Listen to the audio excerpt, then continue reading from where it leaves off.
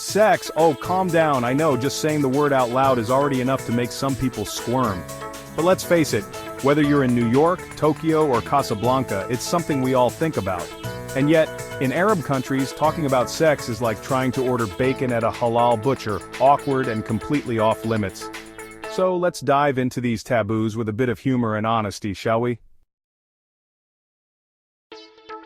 It's the elephant in the room, sipping mint tea and pretending it doesn't exist. But spoiler alert, it does. Whether it's the awkward silence at family gatherings or the hushed whispers in cafes, sex is the elephant in the room. And today, we're going to talk about it, openly, honestly, and yes, with a lot of humor. So, why is sex such a taboo in Arab countries? Let's start with the basics. Religion, of course, plays a big role. Islam, like many religions, emphasizes modesty, chastity, and fidelity. And fair enough. These values make sense in the context of marriage and relationships. But somewhere along the way, talking about sex became as forbidden as leaving a WhatsApp group without saying goodbye. Add to that a sprinkle of patriarchy, a dash of colonial influence, and a giant dollop of what will people say. And you've got a recipe for total silence. Colonial powers often impose their own moral codes, further complicating the issue. And patriarchy? It ensures that any discussion about sex remains tightly controlled, especially for women. Let's talk about the talk, or actually the non-talk. If you grew up in an Arab household, chances are your sex education sounded something like this. God sends babies when a man and a woman get married. End of lesson. And don't even think about asking for details. You'll either get a lecture on sin or a story so vague, you'll think babies are delivered by Uber Eats. And let's not forget the awkward silences that follow. It's like everyone's in on a secret, except you. So, you end up piecing together a puzzle with missing pieces. Now let's address the giant camel in the room, the double standards. Women are expected to be pure, modest, and basically saints. Men? Well, let's just say, boys will be boys is still a thing in some circles. And then there's the whole obsession with virginity. In some places, a bride's hymen is treated like it's the last horcrux keeping family honor alive. It's a lot. Historically, women faced severe consequences for any perceived impurity, while men often had multiple wives and mistresses. Thankfully, times are changing and many are challenging these outdated norms.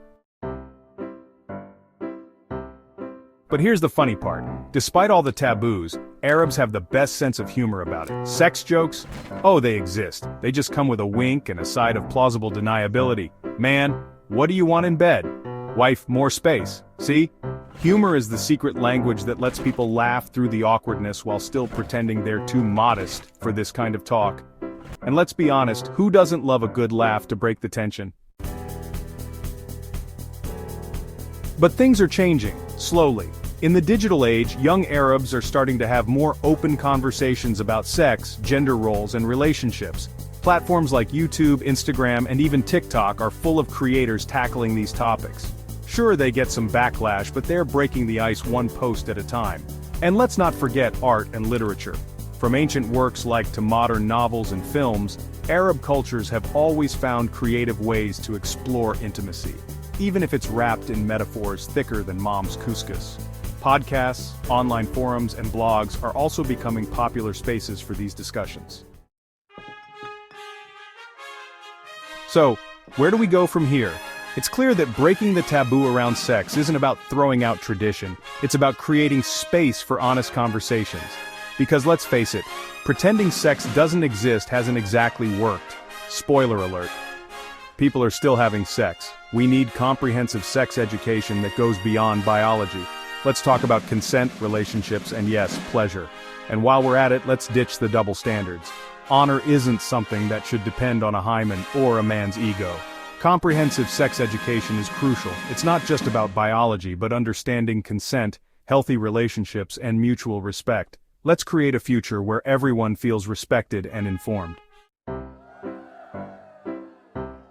At the end of the day, sex is a natural part of life, so let's laugh about it, learn about it, and most importantly, talk about it. And if anyone gets mad at this video, just tell them it's for educational purposes. I promise Aunt Layla will understand. Breaking taboos one awkward conversation at a time. Let's talk in the comments. Respectfully, of course. Remember, open dialogue is key to understanding and growth, so share your thoughts below, and let's keep the conversation going. Let's dive deeper into the cultural nuances that shape these taboos. For instance, how do different Arab countries vary in their approach to sex education? And what role does the diaspora play in changing these conversations? In countries like Lebanon, there's been a growing push towards more open discussions, especially among the youth.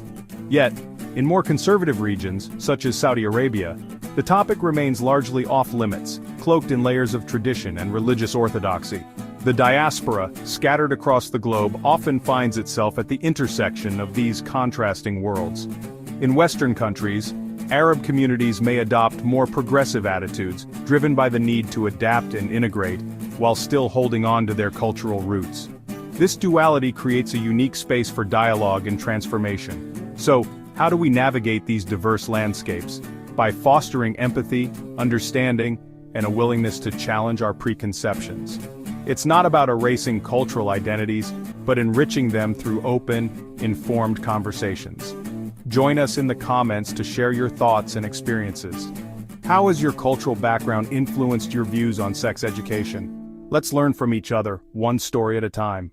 Now let's hear from some voices on the ground. We interviewed young Arabs from various backgrounds to get their take on these taboos. Their stories are eye-opening and offer a glimpse into the changing landscape.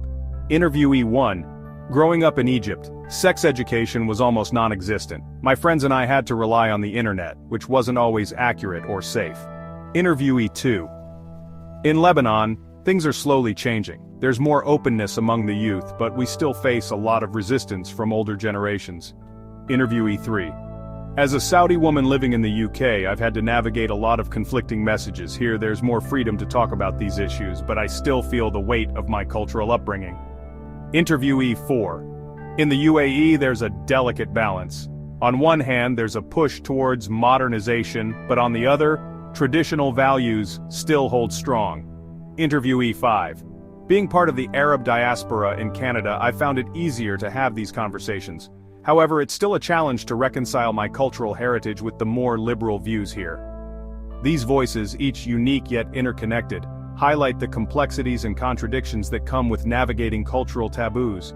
They remind us that change is possible, but it requires courage, empathy, and a willingness to listen. Join us in the comments to share your thoughts and experiences. How has your cultural background influenced your views on sex education? Let's learn from each other, one story at a time.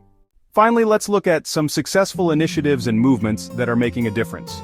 From grassroots organizations to social media campaigns, these efforts are paving the way for more open and honest discussions about sex in Arab societies. Meet Harassmap, an Egyptian initiative that uses technology to combat sexual harassment. By allowing individuals to report incidents anonymously, they are creating a safer environment for conversations about consent and safety. In Lebanon, Marsa is a sexual health center that provides comprehensive sex education and services. They are breaking down barriers and offering a judgment-free space for people to learn and ask questions. Let's not forget the power of social media. Influencers like Noor Stars and Lama Alareed are using their platforms to demystify sex education, reaching millions of young Arabs and inspiring them to engage in these crucial conversations. These initiatives and many others are proof that change is not only possible, but already happening. They remind us that when communities come together, remarkable transformations can occur. So, what initiatives or movements have you come across that are making a difference? Share with us in the comments below, and don't forget to like and subscribe to the channel. Together, we can continue to drive positive change, one conversation at a time.